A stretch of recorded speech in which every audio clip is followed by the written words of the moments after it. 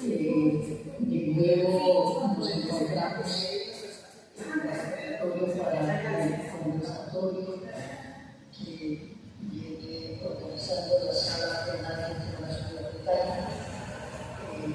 el gusto de presentar nuevamente al doctor Carlos Eduardo Quintero Colonia, que ya nos había acompañado en una sesión durante este año, pero ahora quiere abordar un tema que es de absoluta actualidad en la reparación integral como causal de extinción de acción penal, mirada desde la perspectiva de la Ley 2437 de 2025. Seguramente todos recordaremos cómo ha evolucionado esta institución desde la Ley 600, luego alguna inicial discusión en el sentido de poder aplicarla a la Ley 906, a trámite de la Ley 907 de 2004, desde una perspectiva más prudencial, cambia la jurisprudencia, de nuevo la retoma y ahora ya la tenemos como norma positiva. Creo que todo ese recorrido nos va a recordar el doctor Carlos Eduardo, quien es un ilustre juez penal distinto de esta ciudad, profesor universitario, y no digamos más, simplemente doctor Carlos Eduardo y doctor Eduardo, muchísimas gracias por su apoyo.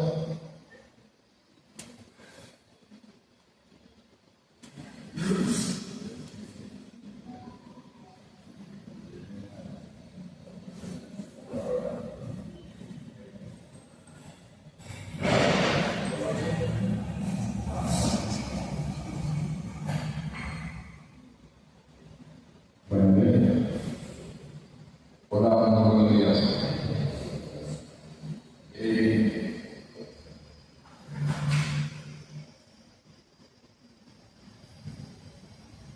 Hoy he querido abordar en este conversatorio la reciente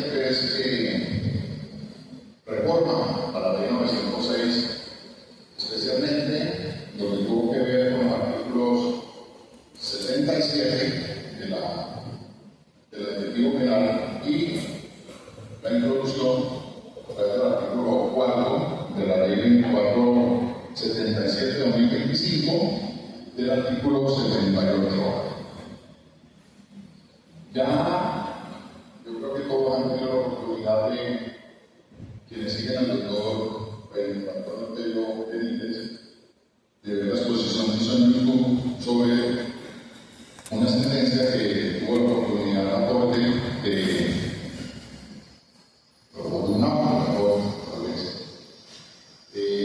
tuvo la oportunidad la Corte Suprema de Justicia en su arrestación penal de proveer de relación porque estaba a su consideración para la emisión de la demanda de casación. Y aquí la Corte aplicó por favor la guía, ya no el artículo 42 de la Ley 600 de 2000, sino la reciente reforma a la Ley 906, introduciendo la figura de la reparación integral. Cuando pensé en este tema, pensé que iba a ser lo más sencillo de exponer. Y resulta que en derecho, como dice el doctor Orlando, no es nada sencillo. Porque me puse en la tarea de investigación de qué es la reparación integral a la luz de la Ley 906 de 2004. Es lo mismo decir reparación integral que hablar de indemnización integral. Resulta que no es lo mismo. Sobre todo por el avance que hemos tenido en materia legal y jurisprudencial sobre los derechos de las víctimas. Y eso es lo que me ha llevado a tal vez no desarrollar, repito, porque creo que el doctor Raimundo y el doctor hizo una exposición, un resumen, creo que ya lo van a imaginar que la oportunidad de la intención de la Corte,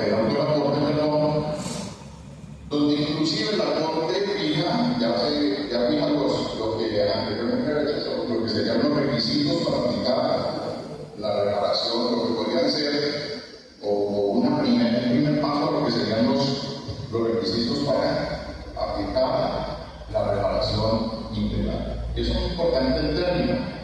Aunque, como ya vamos a ver, pareciera, y por eso me hice la pregunta, que habrá una indemnización, e incluso las Cortes han tenido esa confusión, de acuerdo con el estudio que pude hacer de jurisprudencia de vieja, sobre todo de constitucionalidad, porque esta figura, que en oportunidad se le ha denominado indemnización integral y en otra reparación integral, no es novedosa.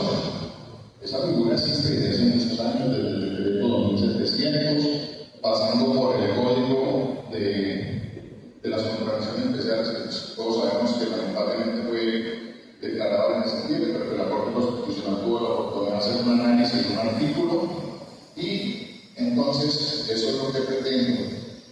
De entrada voy a decir que es un tema eminentemente académico, pero que lo digan a mí ni me amarra ni me compromete, y mucho menos compromete a la judicatura.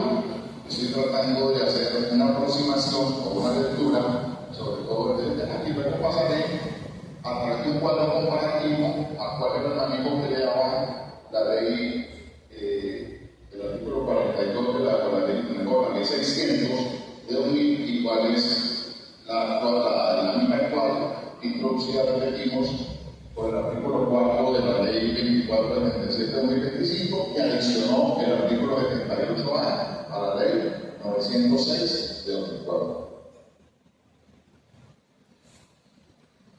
Entonces, terminamos el primer capítulo, digamos, si se puede decir, a lo que es la reparación en la ley penal colombiana.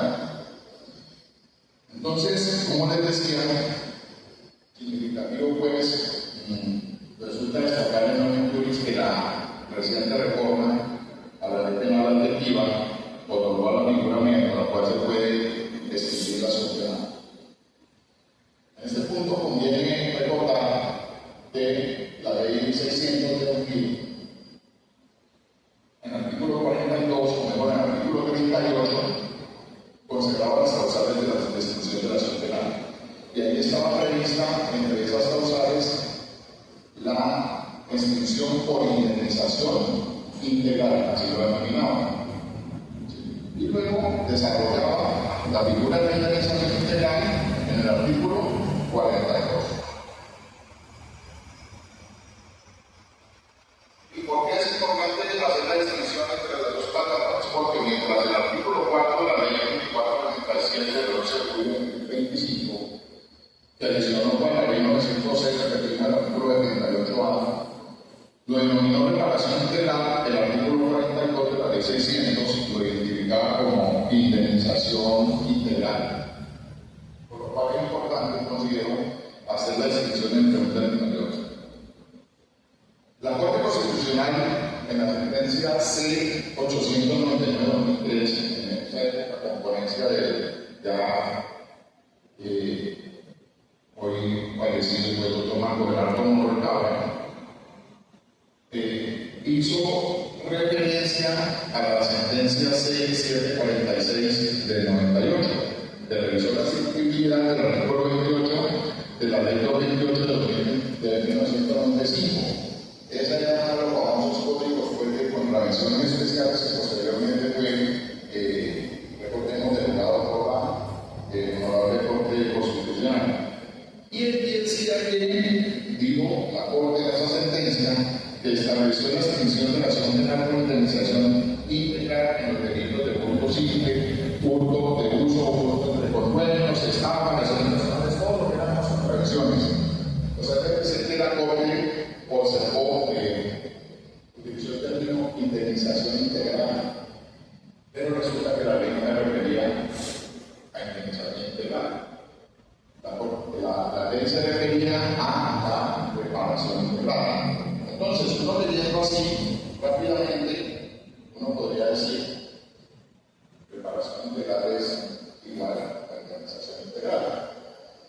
Y ya vamos a ver que tal vez por los avances que se dan, que hemos tenido a nivel legal y a nivel jurisprudencial en materia de derechos de las víctimas, no sería lo mismo hablar de indemnización integral de reparación integral.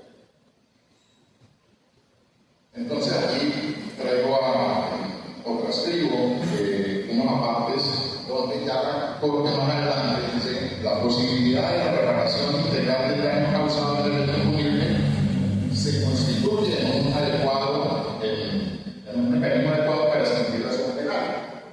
Entonces, miren que ya en el cuerpo de la sentencia, en la última parte de la sentencia, habla de reparación integral. Y luego dice, la extensión de la acción penal por reparación integral del daño posee la virtud de asegurar de cierto modo la justicia.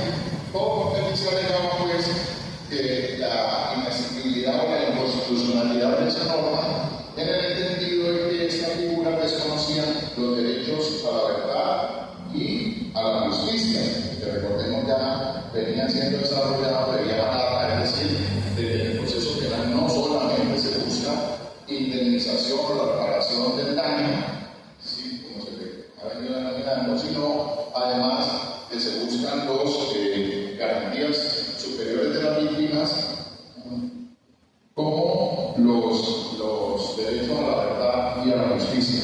Sin embargo, la Corte señaló que la reparación integral abarca un conjunto más amplio de medidas destinadas a restaurar a la víctima a su estado anterior, incluyendo la restitución, la rehabilitación, la satisfacción y la garantía de no repetición, mientras que la indemnización se enfoca específicamente en la compensación de daños materiales y morales causados.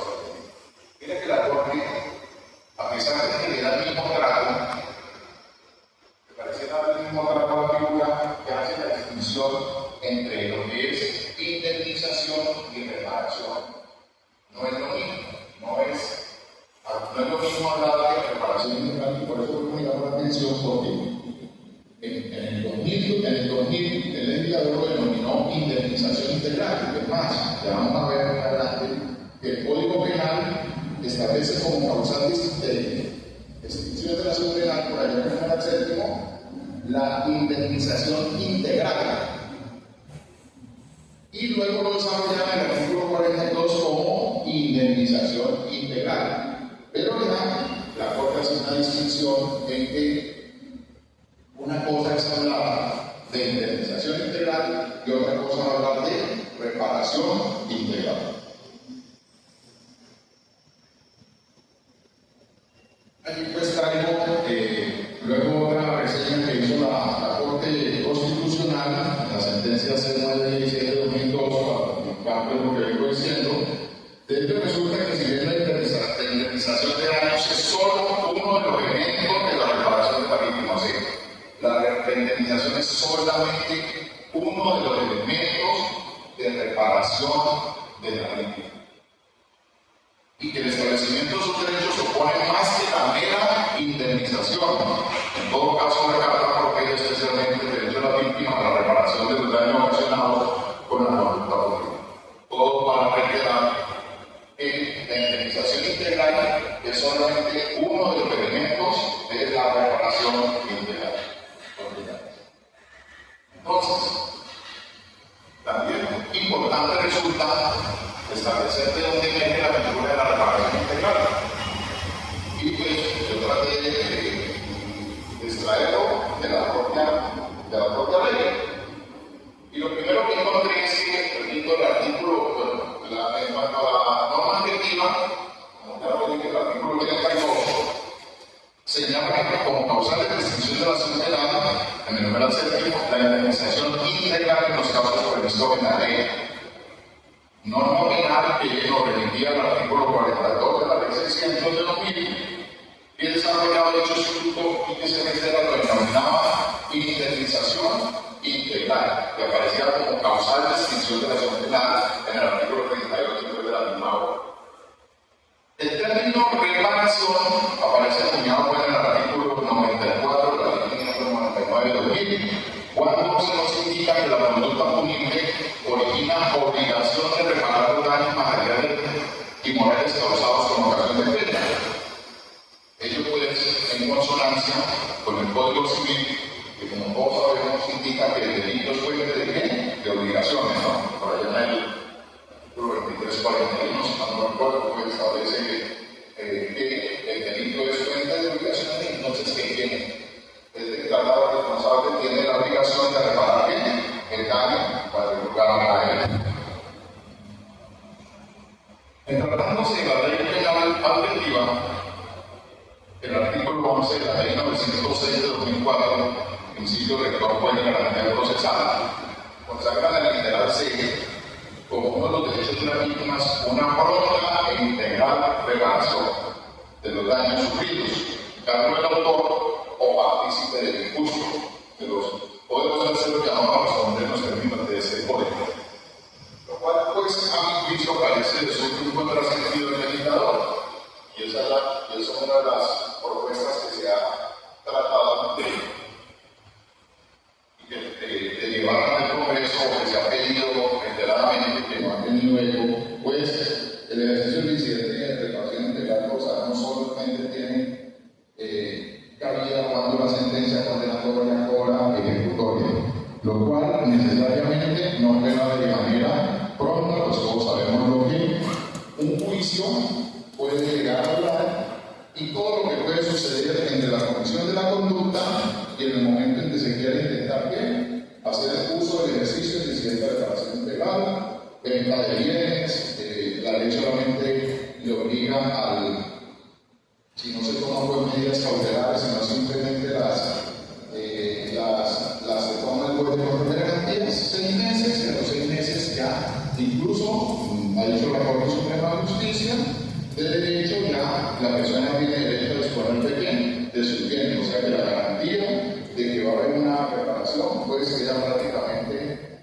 simplemente en el papel, porque viene un incidente de reparación cuando ya no hay con qué responder, prácticamente constituye un saludo a la bandera, ya como para enmarcar la sentencia, lograr una condena en perjuicios, pero simplemente sin tener un respaldo o algo como que atacar para hacer efectivo que la ejecución de la misma.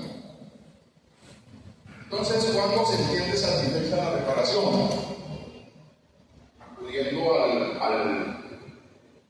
digamos, a la palabra o a la denominación que recientemente utiliza el legislador. La Corte Suprema de Justicia, yo traté de buscar el tema, ha venido hablando o ha venido sentando bases sobre el tema. En la sentencia, por ejemplo, del 13 de febrero de 2013, radicado 15.613, y traigo relación a este artículo porque se utiliza la palabra reparación, refiriendo al artículo 269 del Código Penal, entre otros destacó la estimación de perjuicio hecha por el ofendido solo puede ser orientada por los demás sujetos procesales. Esto porque se venía diciendo, se venía sosteniendo que el juez podía discutirse en ese tema. Sin embargo, la jurisprudencia posteriormente señaló que si bien el juez, digamos,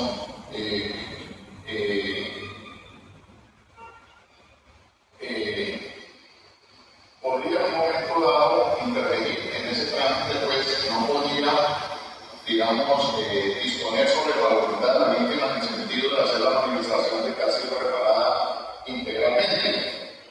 Yo recuerdo amigos litigantes que me preguntaban, ¿cómo les puede preguntar a la víctima cuánto fue que le dieron? Para que haya expresado que se siente reparada integralmente, y yo le contestaba, pues, porque yo he leído de la Corte Suprema de Justicia es que si la persona está allí, es un documento de cuando hacer un interrogatorio, si de verdad suscribió ese documento y si en verdad se siente preparada integralmente de los perjuicios. Incluso en el desarrollo que traigo aquí, la Corte, aunque habla del tema de la indemnización, repito, hacen señala que pues, la voluntad, digamos, y para eso trae por ejemplo una sentencia de la Corte Constitucional, pues hay que regirse de alguna manera por las normas de derecho privado. Recordemos que el tema de los perjuicios, es decir, que el incidente de reparación integral, si bien está de alguna manera regulado en la ley 906, pues la propia Corte Suprema de Justicia ha indicado que en materia de procedimiento hay que acudir todas las falencias que tiene el Instituto ahí en unos 2 o 3 artículos, hay que acudir a las normas del Código General del Proceso, y además porque pues todo emana, es decir, la fuerte obligación es el delito, pero en sí ya propiamente dicho, pues es un instituto propio de la jurisdicción ¿qué? De la jurisdicción privada, de la jurisdicción civil. Entonces, la Corte, para explicar, explicamos un poquito, trabaja por eso palabras de la Corte Constitucional en la sentencia T-062 de 2022. Aquí la Corte Constitucional señaló que la indemnización integral es una de las determinadas causales específicas de reclusión, cesación de procedimiento y la aplicación de esta depende de la voluntad de los sujetos procesales. Y trae una cita, trae una cita aquí de los doctores Bernal Cuello y Montalegre en la obra del proceso penal de la Universidad Externa Propia, donde se dijo, en la que señala que puesto que es peculiaria la naturaleza de la pretensión indemnizatoria, esta se debe regular conforme a los principios generales del derecho privado, así que sea adelantado por un juez penal. Entonces, eso no explica por qué, por ejemplo, la voluntad de las partes de acuerdo determinado, por ejemplo, a través de un contrato de organización de las partes, debe ser respetado por el juez. Entonces, volviendo a la pregunta que mencionan algunos conocidos, de que si un juez podría inmiscuirse y estar preguntando o cuestionando que si esa indemnización o sea, esa suma que recibieron las víctimas es justa o no, pues uno diría que el juez no tiene por qué inmiscuirse en esa materia, porque desde el punto de vista meramente indemnizatorio, pues digamos que eso responde a la voluntad de las partes, a la voluntad de las partes por tratarse de una pretensión que responde a principios del derecho privado.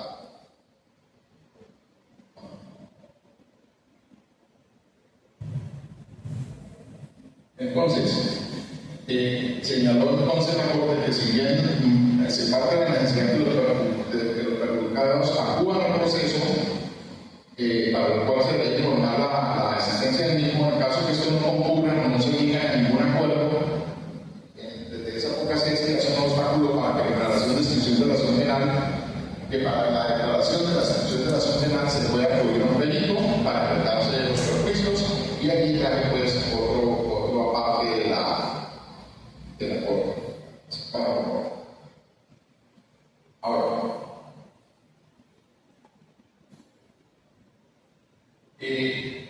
¿por qué la importancia de distinguir entre reparación integral e indemnización integral?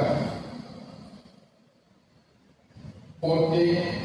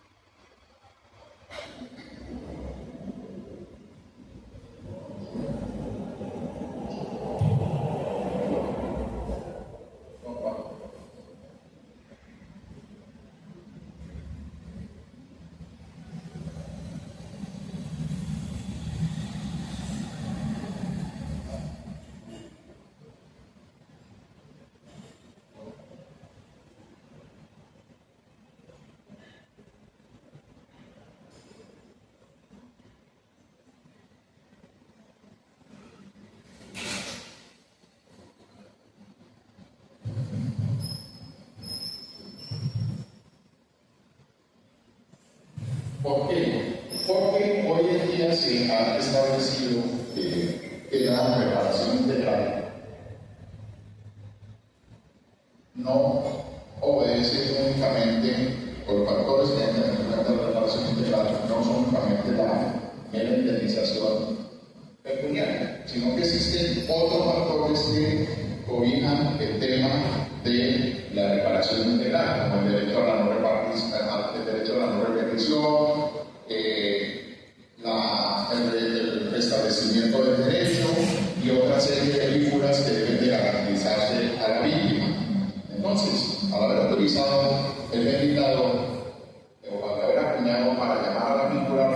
reparación integral, necesariamente hay que decir que había en ese momento se tendría que analizar si cuando ese documento que se le suscribe, además de decir que fue indemnizado por una suma, digamos, por una suma determinada por concepto de perjuicios, digamos, materiales y morales, si además se le han garantizado otros derechos, repito, que se han desarrollado a través del tiempo como propios de las víctimas. ¿Y por qué? Yo no sé si a ustedes habrán pasado en la práctica judicial, que muchas veces la víctima, yo no quiero, para el entendido pues, y el dolor que tienen algunas víctimas, dicen yo no quiero sumar alguna de ese señor, yo lo que quiero es justicia. Entonces piensen, por ejemplo, en un caso, pues, incluso los delitos contra el patrimonio económico, muchas veces las personas ofendidas sostienen, yo no quiero ninguna suma de ese señor, yo lo que quiero es que esté en una cárcel, que pague por su conducta punible. Entonces hoy le va a resultar de suyo pues más difícil a la ciudadanía entender, por ejemplo, que, y ya lo vamos a ver, en los delitos contra el patrimonio económico completamente, todos, con excepción del hurto, con violencia sobre las personas, se les puede aplicar la extinción de la acción penal por reparación integral. Entonces, por ejemplo, ya el alado, digamos, la que se le haga un amotico y se la lleve, y entonces capturan a la persona, entonces ya ese personaje pues, que no ha sido beneficiado durante los últimos 5 años con la figura, podrá venir e indemnizar reparar el daño a la víctima y obtener la extinción de la acción penal, y como consecuencia de ello, pues, por mandato del artículo 37 y 38, iríamos hasta el 332, 331 y 332 numeral primero, en posibilidad de continuar con el ejercicio de la acción penal y decretar, repito, si es la primera vez, pues, a la que se acude a la figura, decretar la extinción de la acción penal y como consecuencia de ello la reclusión de la investigación.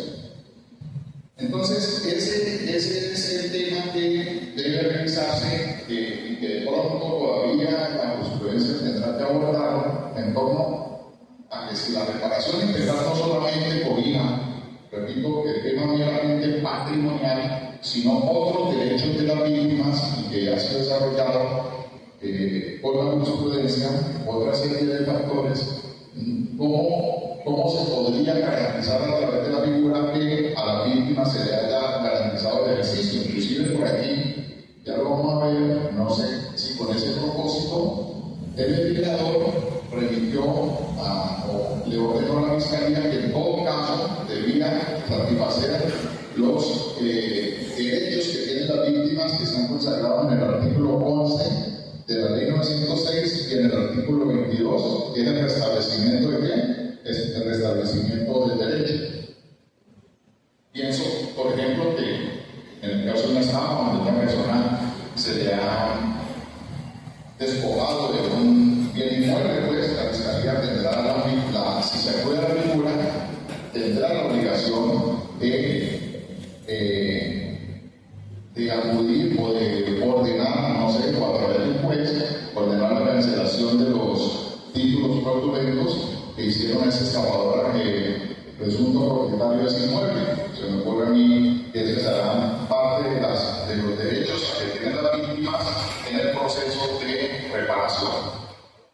Entonces, ahora sí vamos a entrar a hacer un estudio comparativo de la figura de la indemnización integral consagrada en el artículo 42 de la Ley 600 de 2000 y la reparación integral prevista en el artículo 78A de la Ley 904, adicionado por el artículo 4 de la Ley 2247 de 2025. El artículo 38, lo que se trae la referencia, establecía las causales de extinción de la acción penal, el artículo 38 de la Ley 600 de 2000. Y entonces consagraba que si estas se extinguen, pues, entre otros, por la indemnización integral. El artículo 77 como sabemos, no consagraba la indemnización integral, y ese fue el reclamo. Recordemos que la Corte en el 2011 dijo, hombre, apliquemos por favorabilidad el artículo 42, en los mismos términos, acaso sucedido en vigencia de la ley 600.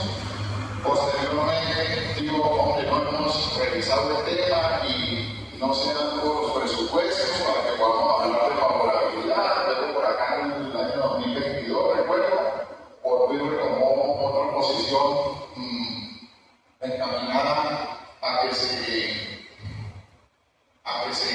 aplicara la figura y veníamos pues con esa definitiva hasta que se expide afortunadamente pues la reforma de la ley 2247 de 2025. Y aquí consagra el derecho como causal de extinción la reparación integral.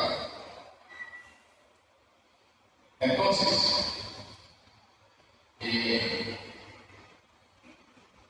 el legislador le dio un trato muy parecido, a pesar de que la doctrina diferente le dio un trato muy parecido a la figura. Pareciera que le hubiera hecho pues como una regla aquí simplemente de quitar de poner de palabras, pero desarrolla la figura de manera muy parecida. Entonces, dicen los delitos que amigan de cimiento, decía el artículo 42, lo consagra igualmente el artículo 78A, en los homicidios culposos y las lesiones personales culposas cuando no concurran las circunstancias de los artículos 100, de grabación de los artículos 110 y 121 del Código Penal en los delitos de lesiones personales. Aquí hay algo que llama poderosamente la atención. Hasta el legislador en su momento en el 2000 parecía confundir el término de indemnización integral con reparación integral, porque al final del artículo del inciso señalaba cuando cualquiera repara integralmente el daño causado. O sea, ya se estaba refiriendo, observen que desde 1998 se venía haciendo la distinción entre qué es la indemnización integral y la reparación. Entonces, pareciera que se usaba indistintamente el término reparación integral e indemnización integral.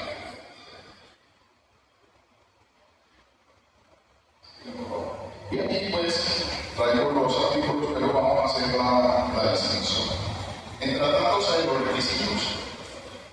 La Sala de Casación Penal, en un acto de 2011, en cuanto al artículo 42 de la ley 600, reiteró cuáles eran los requisitos para cuáles constituyen mejor los requisitos de posibilidad de extinción de la acción penal por indemnización integral.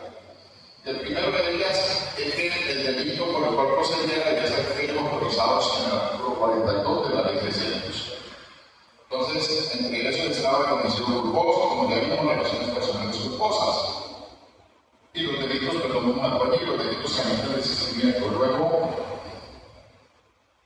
estaban las lesiones personales dolorosas con secuelas transitorias, está igual. Contra los derechos de autor, digamos que hasta este cuadro, una salvedad que se hace más adelante. Y en los procesos contra los delitos contra el patrimonio económico, el pago contado. Eran 4 grupos de delitos los que traían la ley 600. La ley 906, o la reforma que introdujo a la ley 906 más amplia.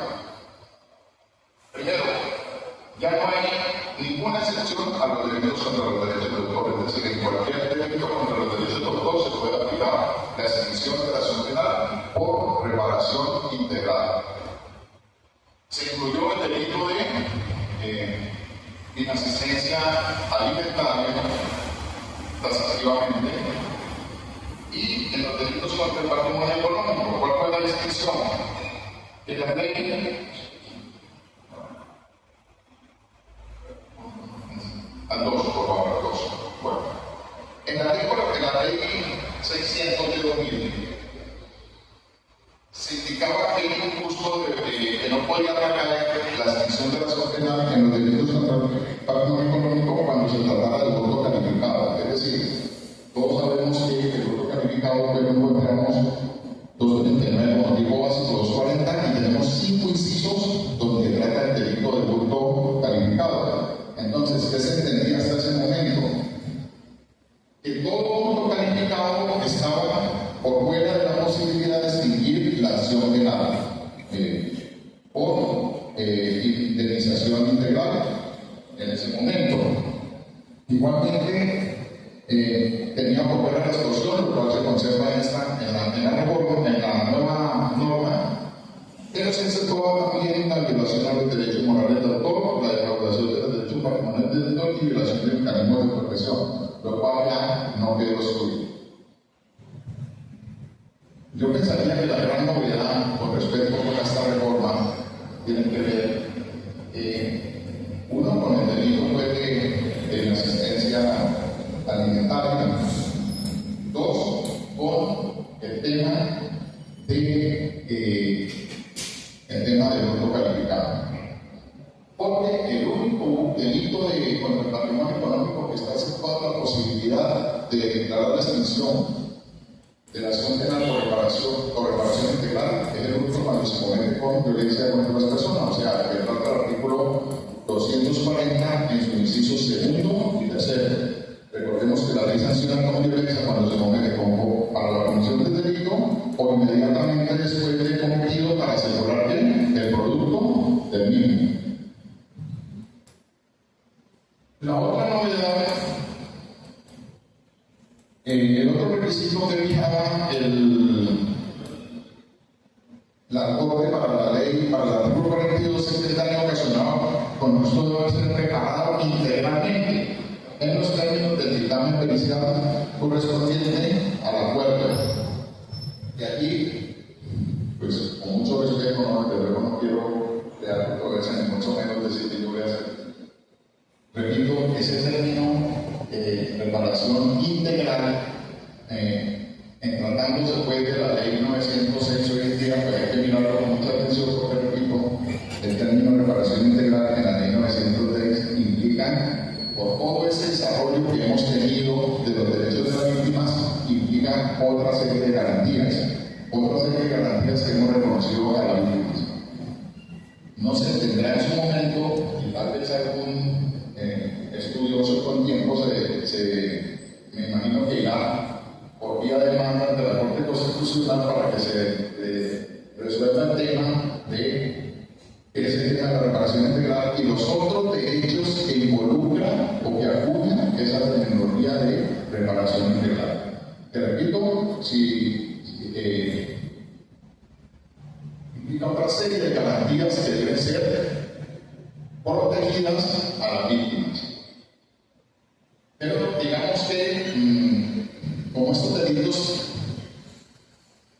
a los cuales la mayoría, digamos, tienen un fondo eminentemente económico, pues en la práctica, digamos que no habría mucho problema, pero piense, por ejemplo, vuelvo y lo repito, en un homicidio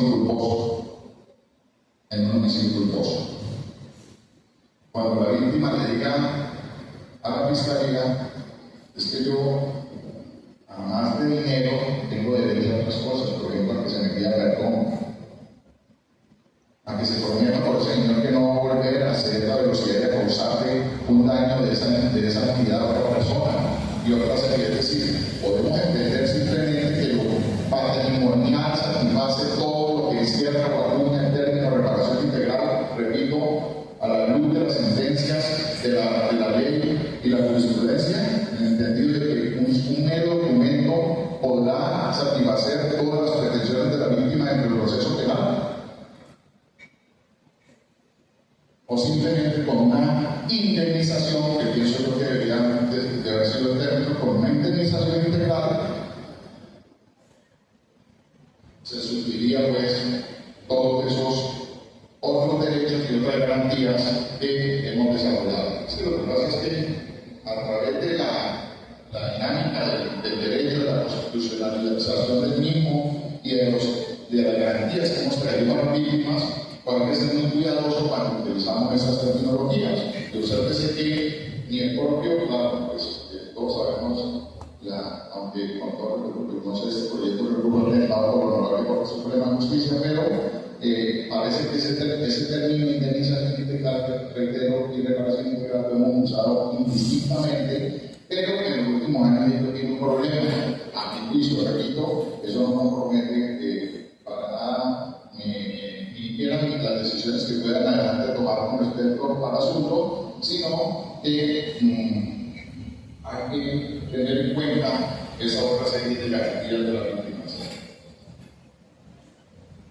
Esta traigo un elemento de la ley, dice: procede a que no exista víctima conocida o individualizada siempre que se garantice la reparación integral a través de caución o cualquier medio idóneo según lo establezca el fiscal. Según lo establezca el fiscal.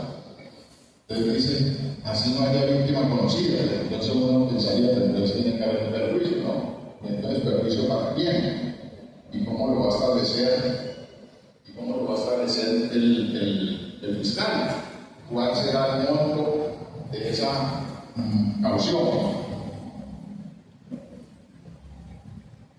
Es aplicable habitualmente en los delitos de concurso, de conductas punibles, siempre y cuando de forma igual se cumpla en relación con cada una de aquellas de las dos condiciones.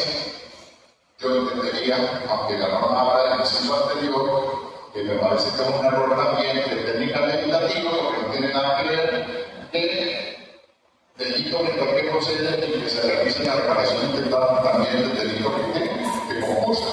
Entonces, piensen en un homicidio culposo, un concurso de condiciones personales culposas, para que un concurso o varios homicidios todavía quiere reparar a todas las víctimas. La reparación integral se efectuará con base en el avalúo de los perjuicios a conferir. Dictamen que podrá ser objetado por la víctima o su abogado por el iniciado juzgado, a menos que se esté acuerdo sobre el mismo o el perjudicado manifestamente haber sido reparado integralmente. Yo pienso que para zampar ese tema de la reparación integral y todo lo que ella abarca, la víctima debería hacer una manifestación, pues, de que no solamente así ha recibido una suma de dinero por sus perjuicios materiales y morales, sino que con ella entiende satisfecho todos los derechos que le competen como víctima. Es decir, para que se entienda, repito, a las luces de la jurisprudencia de la Corte Constitucional y de la propia, incluso del desarrollo de la propia Corte Suprema de Justicia, de la figura que en verdad esas víctimas han sido reparadas integralmente. Porque, repito, yo sé que a todos pues el dinero nos puede servir y que en algunos casos una indemnización, aunque hay daños que son irreparables, pues digamos que desde el punto de vista privado se ha previsto la posibilidad de que en alguna manera se trate de reparar ese daño a través de una reparación, ¿cierto? Una indemnización de unos perjuicios morales y unos perjuicios materiales. Pero habrá otro tipo de daño que difícilmente es reparable con dinero.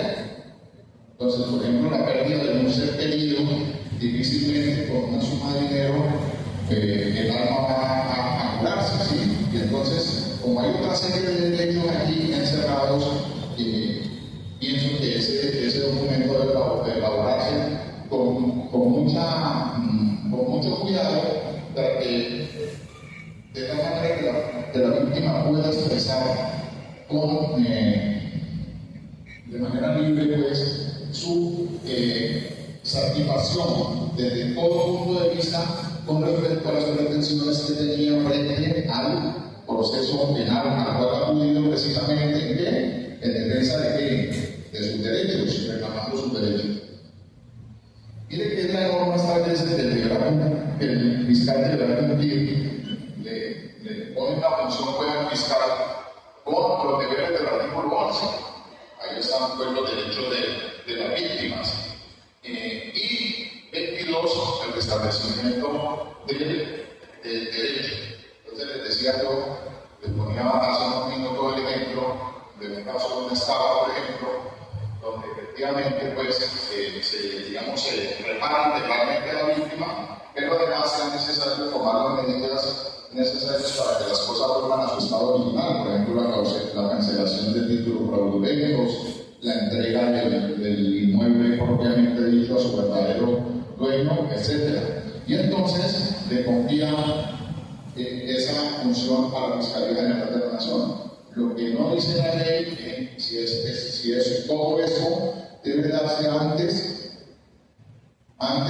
o después de que se suscriba, por ejemplo, un documento donde manifieste que ha sido reparada integralmente, o si cuando ya sucede eso es porque la Fiscalía ya ha hecho o se ha realizado totalmente todo, es decir, la satisfacción de los derechos de las víctimas y el restablecimiento del derecho. Coinciden las dos normas en que la persona no puede haber sido beneficiada por la misma figura dentro de los 5 años anteriores, y aquí también me surge la inquietud porque le ordena a la Fiscalía crear otra base de datos. Recordemos que analice siempre existía lo que llamaban, y no recuerdo el CISAP, Centro de Información sobre Actividades Delictivas, y ahí se registraban las preclusiones. Las preclusiones, por la en momento las asociaciones de procedimiento por indemnización integral en algunos casos, y entonces uno preguntaba ya si esa persona había sido beneficiada con una figura, artículo 42, durante los 5 años anteriores, cuando le contestaban, porque ese era un requisito, porque ningún juez podrá hacerlo sin haber verificado ese presupuesto. Pienso que será deber de la Fiscalía si va a solicitar la preclusión por extensión y llevar la constancia de la central. Hoy en día, el artículo 19 de la ley, perdón, el artículo 131 de la ley 1955 creó lo que se llama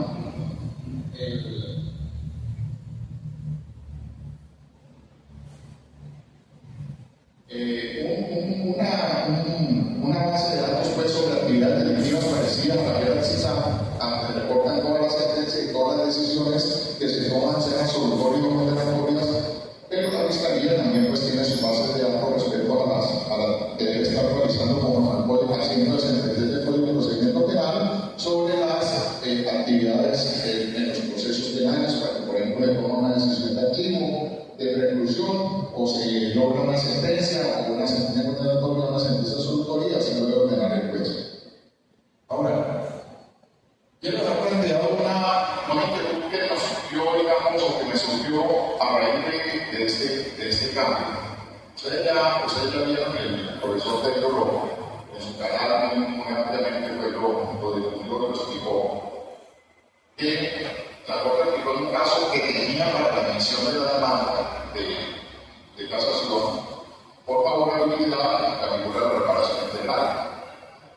¿Qué pasaría con una persona condenada por un delito de hurto calificado que no se haya cometido con violencia contra las personas, que hubiera indemnizado, reparado integralmente a la víctima, pero que no hubiera podido ser beneficiado en ese momento por esta figura porque no existía, y que además de eso esté privada de la libertad, porque sabemos que el 68 va a proscribir beneficios liberatorios pues, fiscales, como la suspensión condicional de la ejecución de la pena y la prisión domiciliaria para los delitos de hurto calificado.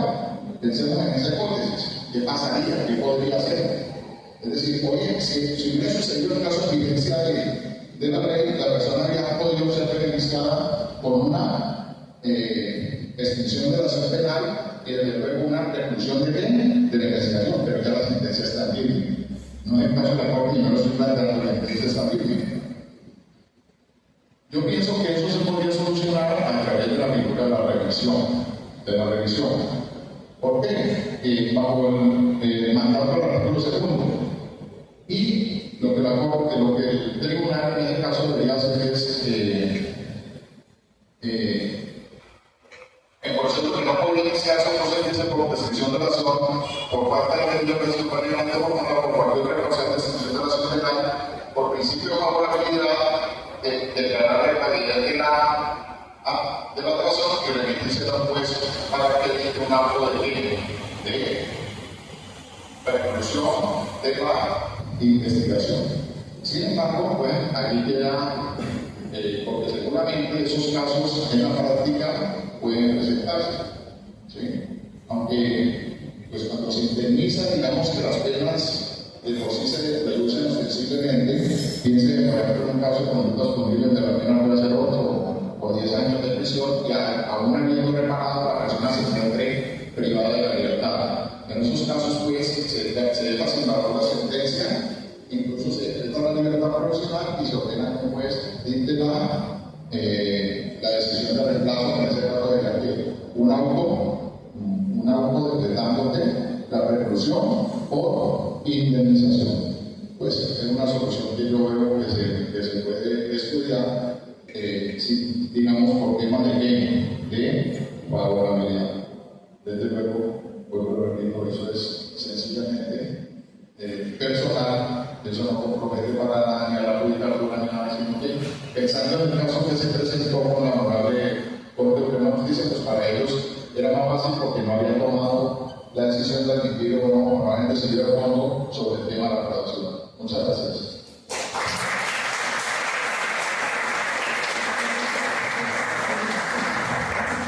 Como nos quedan 10 minutos, vamos a permitir las respuestas, pero con la advertencia de que la respuesta no va, simplemente estamos conversando y tratando de crecer sobre temas que son novedosos.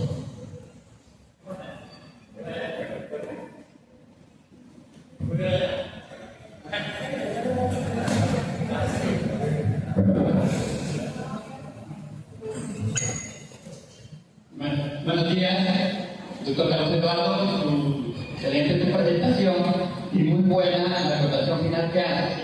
En los casos que en este momento las personas privadas de libertad puedan coger esta figura de la indemnización de la reparación integral que está incluida en la 2477, que usted muy bien ha expuesto. Excelente esa acotación que hizo al final. Voy a permitir hacer como una especie de resumen, pero respecto simplemente a la reparación integral. Me gusta mucho tu concepto, la diferenciación que hace usted entre indemnización integral y reparación integral, que para efectos prácticos, y en el caso, considero yo, de la 477, deberían ser sinónimos, sin entrar en discusión. Respecto a lo que usted dijo de la reparación integral, respecto a los daños morales, la Corte Suprema, desde hace más o menos 2 o 3 años, está considerando los daños morales igual que el Consejo de Estado. Simplemente la Corte Suprema de Justicia le llama daño a la vida de relación y el Consejo de Estado le llama daño a la salud. Pero en última se lo está cogiendo. Por otra parte, la Corte Suprema de Justicia en los últimos años, en los fallos recientes, está considerando a las víctimas.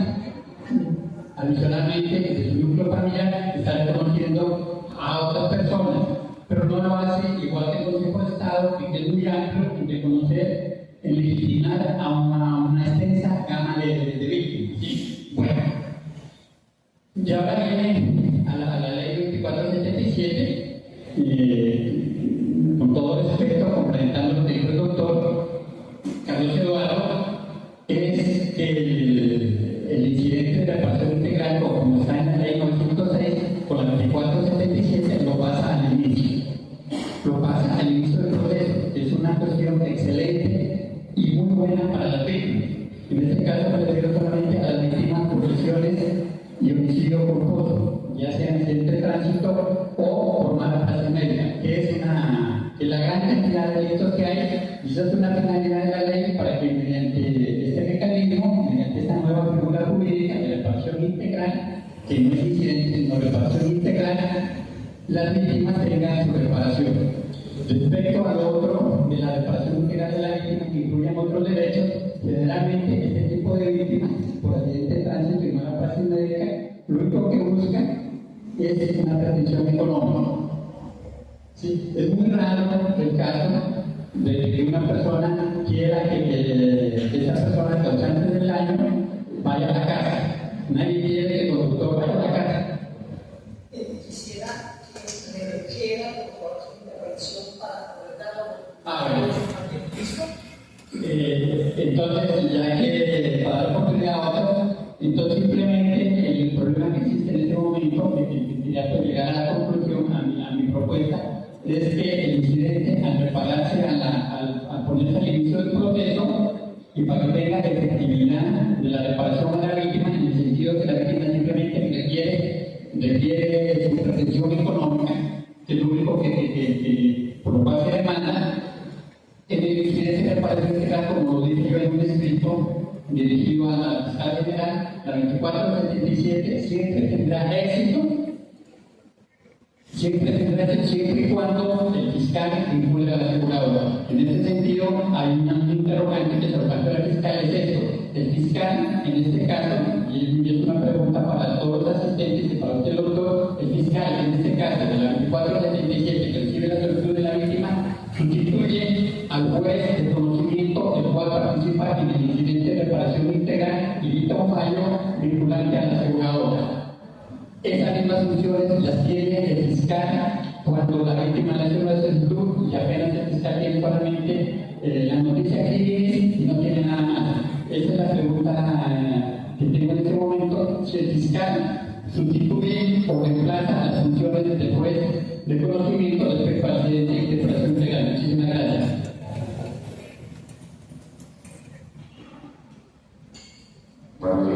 Doctor Carlos, muchas gracias por la exposición. Siempre hemos entendido que el único punto de tarifa legal es negativo y se refiere a la prueba de referencia, pero esta ley, al establecer que la Fiscalía tiene que, y las partes en general, a partir de la información que tiene la Fiscalía, probar que dentro de los 5 años anteriores no se haya proferido una decisión a favor del procesado por esa misma causa, está estableciendo una tarifa legal. Lo pregunto porque ya tuvimos un caso en el que la parte intentó probar ese mismo hecho a través de los registros que aparecen en el Centro de Servicios Judiciales, en donde no aparecía ese tipo de decisiones a favor del procesado. La pregunta es si esta ley establece una especie de tarifa legal al exigir que se pruebe ese requisito por una prueba específica y es la base de datos que lleva la Fiscalía. Sí, buenos días, doctores. A ver, con respecto a lo dado por el iniciamiento de los profesionales del exterior, yo diría que cuando se acude a la figura de el 77 consejera las causales de exclusión. El artículo 78 de la ley 906 dice que, verificada la causal de exclusión, el fiscal se presentará ante el juez de conocimiento y solicitará la conclusión de la investigación.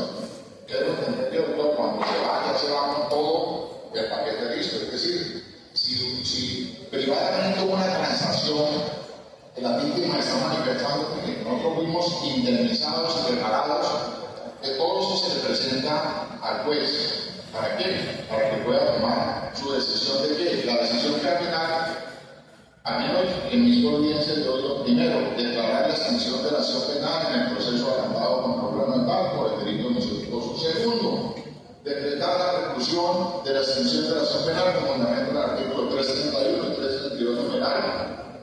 Primero, por ante qué imposibilidad de continuar con el ejercicio de la acción penal. Entonces, no es ante el juez de conocimientos, sino que precisamente venimos hablando de que esos son temas eminentemente privados que no deberían de ser, es decir, que los documentos que le lleven al fiscal son para demostrarte que en un caso. Ahora, nada impide que el profesional del derecho pues, demuestre igualmente, digamos, estando en la etapa, porque ya sabemos que la sentencia hizo su exposición que explicó el doctor Tello en su posición en YouTube, que esa figura puede aplicarse inclusive hasta el momento en que, hasta antes de que se haya decidido sobre el tema de la demanda de casación, es decir, mientras no haya cobrado pues diría uno ejecutoria la sentencia, ¿sí? Entonces, el tema, yo pienso que eso queda igual que como que la ley 600, es decir, puede presentarse la fiscal para que pida la reclusión, dependiendo del estadio procesal en que se encuentre, o ir directamente al juez de conocimiento y decirle, mire doctor, aquí ya conciliamos, ya transamos, aquí está la indemnización, es como una causa y la fiscalía verificará y expondrá su concepto sobre el tema y se dictará el auto de reclusión de extinción y como consecuencia de la reclusión. Yo pienso que eso no tiene ninguna dificultad, porque así se hace y creo que se haría de manera.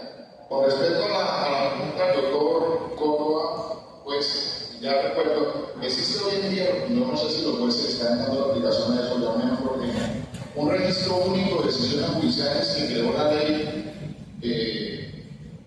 1955 en el artículo 131. Ahí hay que reportar las sentencias condenatorias, absolutorias, autos y todo tipo de decisiones. Y le corresponderá ese registro, aunque la ley habla de que la Fiscalía, ese registro le cumplió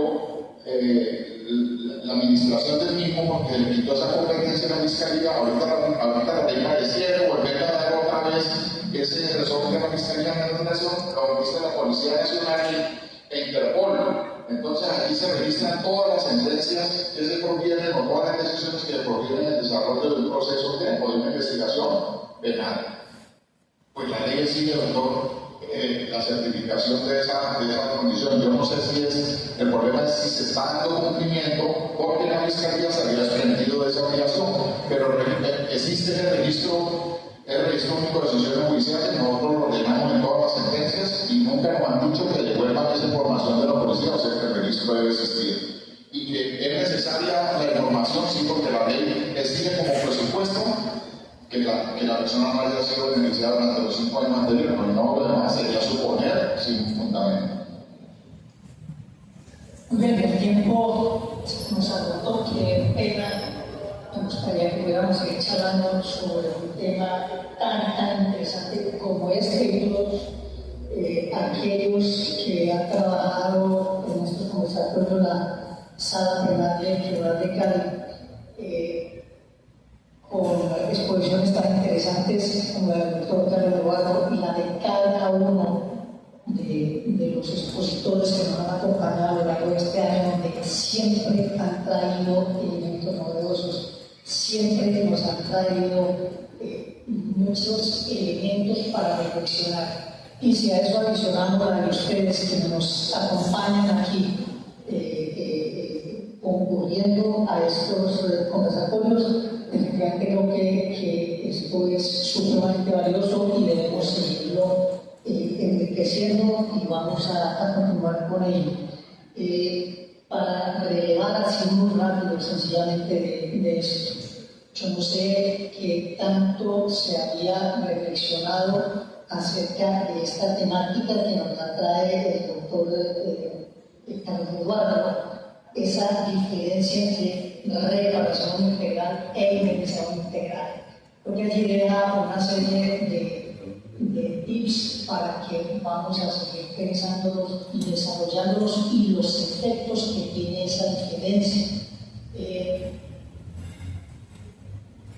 Se puede ejercer control por parte del juez sobre el escrito que presenta la víctima diciendo que fue reparado de manera integral. Él nos deja una reflexión, yo les dejo la otra, y es habrá que entender que esa simple manifestación ya tiene una trascendencia hacia el proceso, donde debemos mirar si esa manifestación fue libre y voluntaria, porque allí más que verificar sobre el monto o no, en el aspecto económico, como usted lo plantea, hay otro tipo de elementos que integran o que forman parte de la indemnización integral. Hay elementos para revisar. Nos diga el doctor Andrés la inquietud acerca de si tenemos una tarifa a partir de la nueva ley. ¿A qué el desarrollo? Me atrevo a dejar solamente una inquietud. Yo he creído que hemos manejado un proceso penal a través del tiempo donde no se ha aplicado, no se ha llegado a una tarifa de pruebas. Aquí siempre hemos hablado de la libertad probatoria, pero eso habrá que dejarlo. Bien, todo esto, miren, para ver, la idea es que nos toca entregar el auditorio. Mil gracias de nuevo por la concurrencia, mil gracias a quienes nos han acompañado.